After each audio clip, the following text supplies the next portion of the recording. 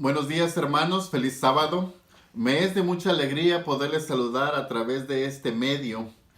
Y por este mismo medio vamos a tener nuestro repaso de nuestra lección. Así que saquen sus lecciones para poder estudiarla juntos y tener este repaso. Pero antes de hacerlo, hermanos, les invito a que inclinemos nuestro rostro para orar. Oremos. Amantísimo Padre, que tú moras en las alturas de los cielos, gracias te damos, querido Dios, por la vida y la salud dada hasta este momento. Querido Dios, agradecemos que todavía con plena libertad podemos abrir tu palabra y escudriñarla, querido Dios.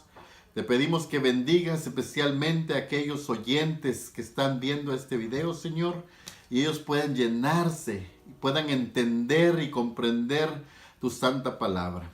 Y no solo eso, Señor, que podamos tener el ánimo, la certeza de confiar en ti y poderla compartir para aquellos que no te conocen.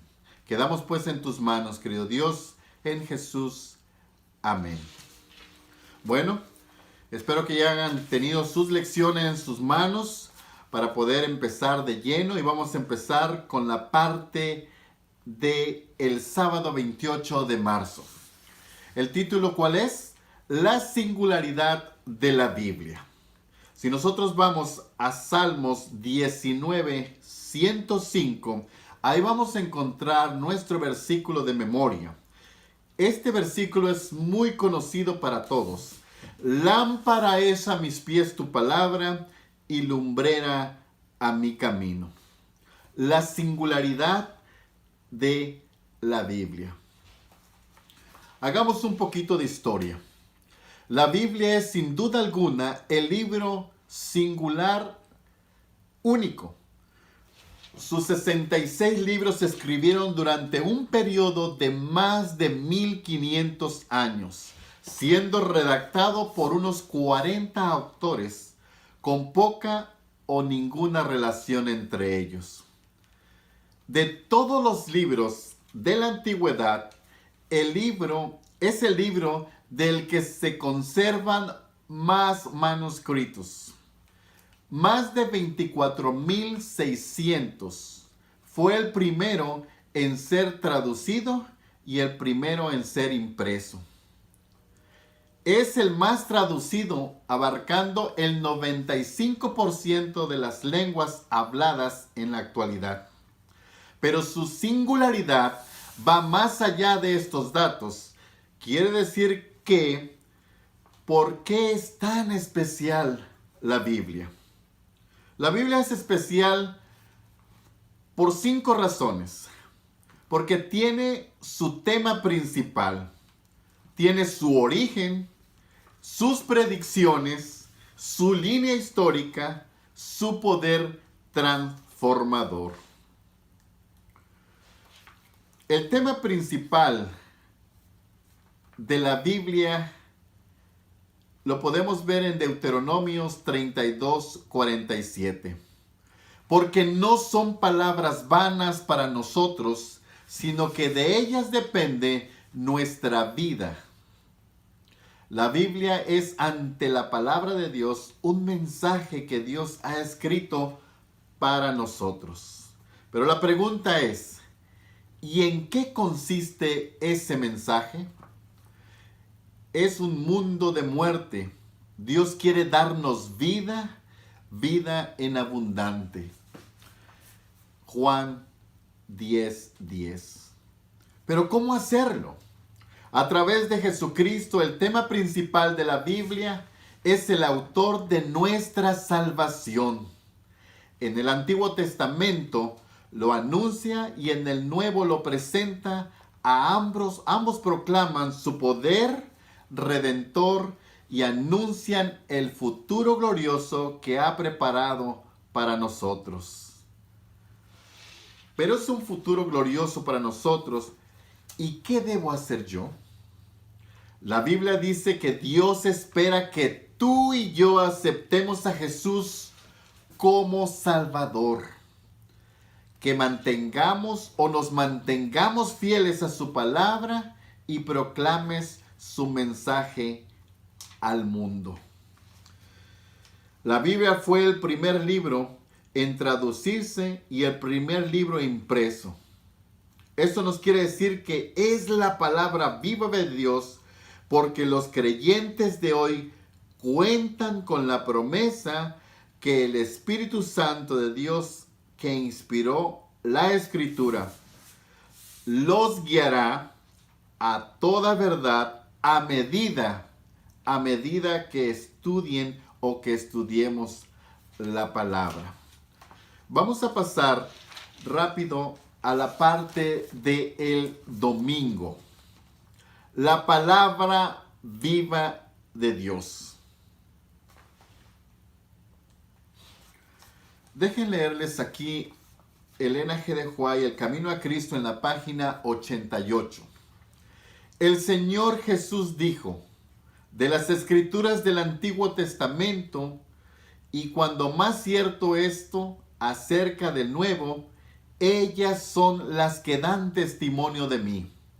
El Redentor, aquel en quien se encuentran vuestras esperanzas de vida eterna. Si la Biblia entera nos habla de Cristo, desde el primer relato de la creación, de la cual se dice: sin Él nada de lo que es hecho fue hecho, hasta la última promesa: he aquí yo vengo presto. Veamos acerca de sus obras y escuchemos su voz. Si deseáis conocer al Salvador, estudiad las santas Escrituras. La palabra de Dios, al final de la historia de la tierra, Dios tendrá un pueblo que se mantendrá fiel a todas las Escrituras, lo que implica guardar los mandamientos de Dios, tener fe en Él y en Jesús. Pasemos a la parte de lunes. ¿Quién escribió la Biblia?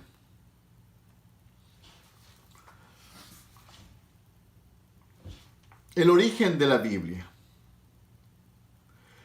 Porque nunca la profecía fue traída por voluntad humana, sino que los santos hombres de Dios hablaron siendo inspirados por el Espíritu Santo. Segunda de Pedro 1:21. El Espíritu Santo es la tercera persona de la deidad. Influyó en la mente de personas muy distintas para escribirla con sus propias palabras. El mensaje divino que tenía era que, en común, todos ellos. Pero ¿quién escribió la Biblia y dónde? Si hacemos un poco de historia, recordemos a Moisés. Moisés fue un dirigente político y militar. Podemos recordar también a Amós. Él fue un ganadero y un recolector. Tenemos también a Samuel y a Jeremías, hombres jóvenes y sacerdotes. David y Salomón, ellos fueron reyes. Tenemos Ezequiel y Daniel, ellos escribieron en exilio. Mateo, recordemos quién fue Mateo. Mateo fue un cobrador de impuestos. Pablo fue un erudito, un fariseo y un viajero incansable. Y cómo no recordar a Juan, anciano aprisionado en una isla. También tenemos a Lucas. Lucas fue un médico, un historiador y un pagano. Y tenemos también a Pedro. ¿Quién era Pedro? ¿Quién fue Pedro? Pedro fue un pescador. Todas estas personas con distintos oficios, distintas edades, distintos niveles culturales, distintas nacionalidades y distintas circunstancias, pero todos fueron usados por Dios. Eso quiere darnos a entender que nosotros, si nos dejamos usar por Dios, también podemos ser ejemplo y podemos ayudar a otras personas que no conocen de la palabra de Dios. La Biblia fue escrita por gente de diferentes orígenes en diversas circunstancias. Además, algunos de los autores fueron testigos presenciales de los acontecimientos sucedidos. Pero todas las partes de la Biblia fueron ¿qué? Inspiradas por el Espíritu Santo. Dios se ha dignado en comunicar su verdad al mundo por medio de instrumentos humanos. Nosotros deberíamos ser instrumentos humanos en la mano de Dios para poder compartir la palabra a otros que no la conocen. Vamos a pasar rápidamente a la parte del martes. La Biblia como profecía. La Biblia no es solo palabra viva o la palabra histórica de una profecía.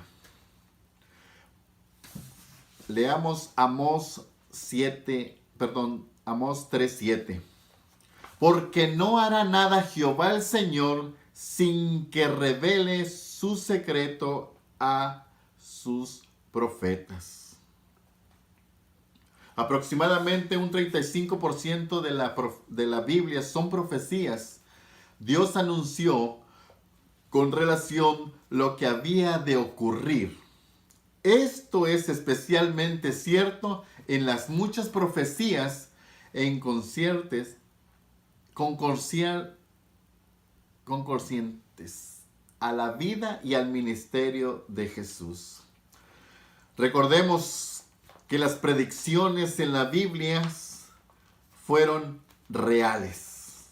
En Jeremías 33:15, era descendiente de David. Zacarías 9:9, entró en Jerusalén al lomo de un asna. En Zacarías nos revela que sus discípulos huyeron. En Isaías 53:9, fue sepultado entre los ricos. Miqueas 5:2, nació en Belén. En Isaías 53:5, fue golpeado y herido. En Salmos 22:17, clavaron sus manos y sus pies. En Salmos 16:10, su cuerpo no se corrompió. Malaquías 3:1, fue predicado por Juan el Bautista. Isaías 53:7, no se defendió. En Salmos 22:18, repartieron sus ropas. Oseas 6:2, Jesucristo resucitó al tercer día. Sus predicciones concretas, verdaderas, el hecho de que estas profecías del Antiguo Testamento se hayan cumplido con tanta precisión en la vida, en la muerte y en la resurrección de Jesús, es un testimonio de su inspiración y revelación divina. Les dejo una pregunta. ¿Cuántas razones puedes enumerar por las que crees en Jesús y en su muerte en nuestro favor? La Biblia nos ha demostrado con hechos, con historias y con predicciones. Pasemos a la parte del miércoles.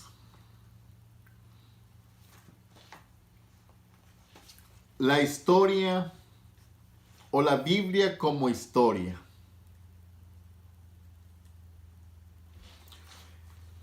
Habíamos dicho que la Biblia trae predicciones y trae historia.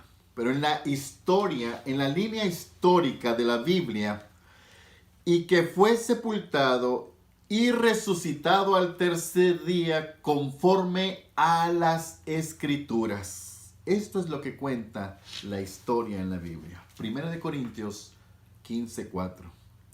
A diferencia de otros libros santos que se registran esencialmente pensamientos filosóficos, la Biblia es un libro totalmente histórico. Habla de personas y circunstancias concretas, se mencionan lugares concretos, se mencionan ciudades, montes y ríos. La línea histórica del Antiguo Testamento se encuentra en la historia de un pueblo que espera el cumplimiento de la venida de un Mesías. En la línea histórica, el Nuevo Testamento se encuentra en el cumplimiento de una promesa, Jesús especialmente en la realidad histórica de su resurrección. La Biblia es única en comparación con otros libros santos que está constituida en la historia. Esto significa que la Biblia no es simplemente un pensamiento filosófico, ya que se registran los actos de Dios en la historia al avanzar hacia un objetivo. ¿Cuáles son los objetivos? La venida de un nuevo Mesías y la resurrección. Vamos a pasar a la parte de el jueves. ¿Cuál es el título de la parte del jueves 2 de abril? El poder transformador de la palabra. Cuando decimos el poder transformador de la palabra, muchos de nosotros, sin duda alguna, han sido o fueron transformados al escuchar un versículo o al escuchar un sermón, pero a través de la palabra de Dios. En Hebreos 4:12, porque la palabra de Dios es viva y eficaz y más cortante que toda espada de dos filos, y penetra hasta partir el alma y el espíritu, las coyunturas y los tuétanos, y discierne los pensamientos y las intenciones del corazón. Eso es lo que hace la palabra de Dios, partir el alma. Hebreos 4:12. La Biblia realmente es una herramienta de Dios para llevar salvación al arrepentimiento y al cambio de vida, transformar personas, familias, naciones y naciones enteras. Recordemos que cuando el rey Josías descubrió el libro de la ley, quedó profundamente impactado. Involucró a otros en su cambio de vida y transformó a toda la nación. Eso lo podemos corroborar en Segunda de Reyes 22, 3 al 20. Uno de los testimonios más poderosos del poder de la Biblia es la vida transformadora de una persona. ¿Cuántos de nosotros hemos dado testimonio de cómo la palabra de Dios ha transformado nuestra vida? Ha hecho un cambio radical en nuestras vidas. En este mundo, nosotros, a través de los pesares que tenemos, podemos encontrar en la Biblia consuelo, paz, esperanza. Y puede transformarnos de un corazón duro a un corazón de carne. Es uno de los rasgos más característicos de la singularidad de la palabra de Dios. su poder transformador. Miles de vidas transformadas dan testimonio de que la Biblia es lo que dice ser, la palabra reveladora de Dios. Vamos a pasar a la parte de el viernes. Pero antes déjenme leer en Elena G. de White, el Ministerio de Curación, en la página 364. La Biblia entera es una revelación de la gloria de Dios en Cristo, aceptada, creída y obedecida.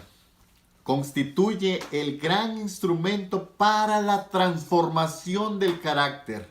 Es el gran testimonio o el estímulo de la fuerza que constriñe, que vivifica las facultades físicas, mentales y espirituales y encausa debidamente a la vida. Quiero dejar un pensamiento en sus mentes, una pregunta. La pregunta que debemos hacernos ahora: ¿seremos tan fieles para defender la verdad de la Biblia de Dios o la palabra de Dios? Recordemos que tarde o temprano, en el conflicto final, esa prueba vendrá. El momento de prepararnos o de prepararse no es mañana. El momento de prepararnos es ahora. Dios quiera que podamos escudriñar las Escrituras para que podamos encontrar la verdadera verdad y la salvación. Dios quiera que sigamos estudiando nuestra lección en casa para podernos enriquecer mental, física y espiritualmente. Vamos a terminar con una oración. Oremos. Querido Dios, que tú moras en las alturas de los cielos, gracias por darnos este libro tan hermoso, porque es una guía para nuestra vida. Tú dices que es lámpara para nuestro camino. Querido Dios, ayúdanos a iluminar nuestro camino en esta vida hacia ti, pero ayúdanos a que comprendamos y tengamos el deseo y el anhelo de poder estudiar la palabra, querido Dios. Ahí están las verdades. En ella tenemos la salvación. Ayúdanos pues a confiar en ella, Señor, y a confiar en ti. Gracias por permitirnos todavía poder escudriñarlas, querido Dios. Ayúdanos a mantener esa fe en ti, Señor. Gracias por todo. Te lo pedimos en el nombre de Jesús. Amén.